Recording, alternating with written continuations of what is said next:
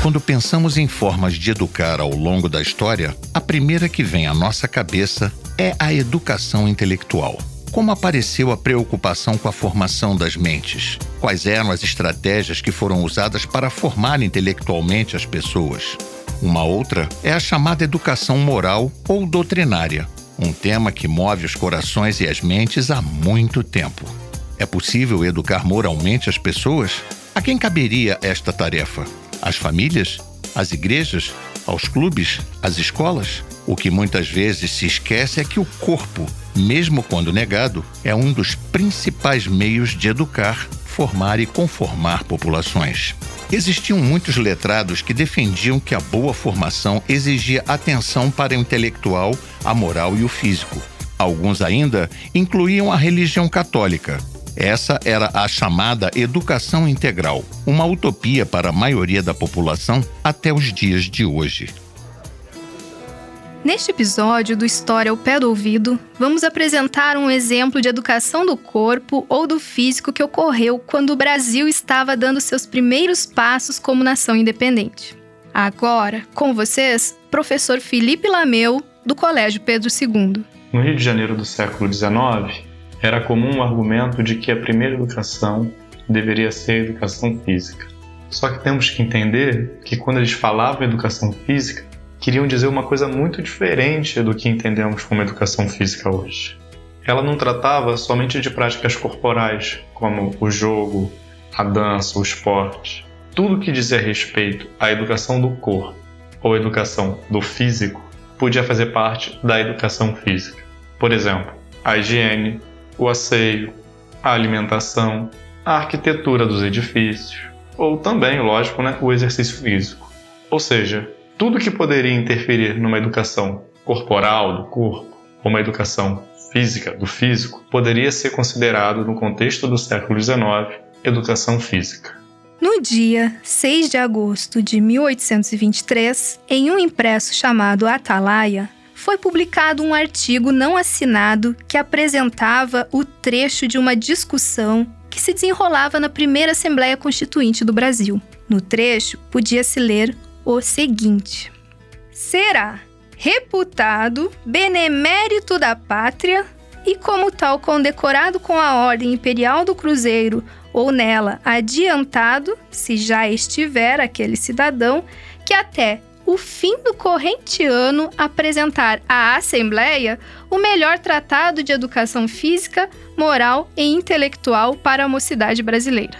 Este trecho fazia parte de uma discussão sobre um concurso para escolher o melhor tratado de educação para reger a formação integral do nascente Império Brasileiro.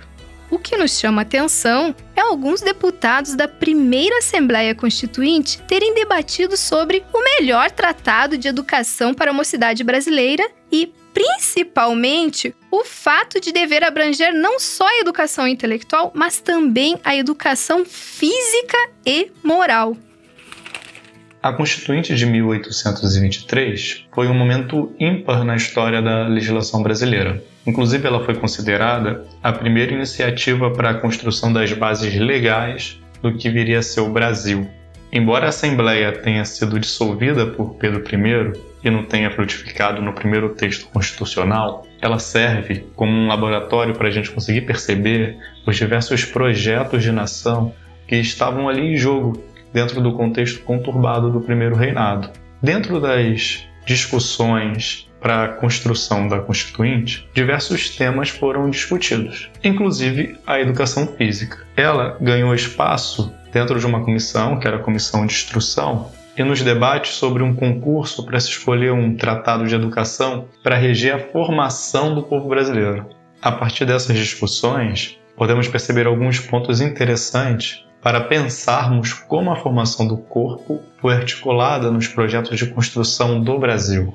Embora existissem discordâncias entre os deputados constituintes sobre vários pontos na escolha do tratado, também ocorreram pautas em comum. O ponto que congregou tanto opositores como apoiadores é que se via na educação e na busca desse tratado as bases para se pensar uma educação ligada às especificidades brasileiras, ao seu clima, seus hábitos, sua gente e o que mais diferenciava o nascente Brasil de outros países. Esse argumento de uma especificidade brasileira que sustentava a defesa de um tratado para o Brasil, um tratado para formar o brasileiro nesse período pós-independência. Essa especificidade também deveria se dar na formação física e do corpo dos brasileiros. Era preciso, assim, pensar a prática de uma educação física, entre aspas, aí, nacional, já que a simples adoção ou importação de modelos estrangeiros, desligados da especificidade brasileira, não serviriam. Então, embora a categoria Brasil ainda fosse nebulosa naquele contexto, ou seja, ainda não se sabia muito bem o que era o Brasil, ainda estava em construção o que era o Brasil ou o brasileiro, era preciso formar o corpo do brasileiro. Isso ao mesmo tempo que se inventava a nação. E entre os diversos argumentos, a educação física poderia ser encarada como a primeira educação, o alicerce da educação moral e da inteligência. O argumento girava em torno de uma lógica de que um corpo fraco, nem a moral, nem a inteligência poderiam se sustentar. Isso tudo ao mesmo tempo em que esse corpo brasileiro, esse físico brasileiro, deveria ser formado a partir das especificidades da nação que se pretendia formar e das características peculiares desse povo que se pretendia formar.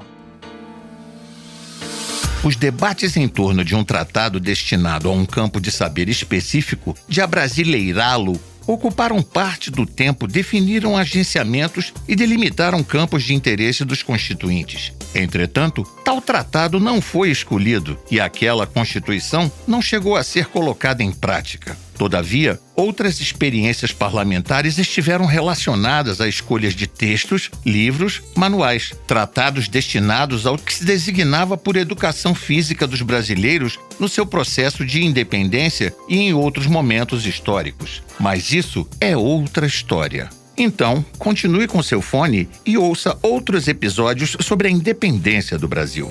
Que memórias vêm sendo construídas em torno desse acontecimento? Afinal, o que é lembrado? O que vem sendo esquecido na história da liberdade do Brasil e da formação de suas populações? História ao pé do ouvido. Produção Rádio UERJ. Realização Núcleo de Ensino e Pesquisa em História da Educação da Universidade do Estado do Rio de Janeiro, em parceria com o Centro de Tecnologia Educacional, CTE, com financiamento da FAPERJ e CNPq.